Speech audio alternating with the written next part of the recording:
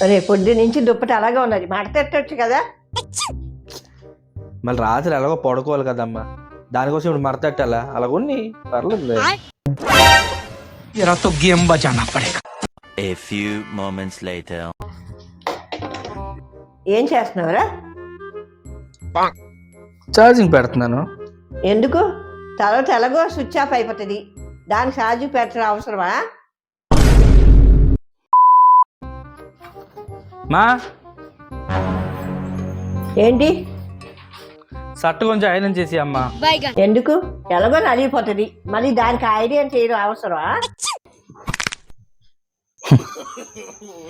వద్దులే, దుప్పటి మడతెట్టేస్తాను. ఇప్పుడు అయిందా?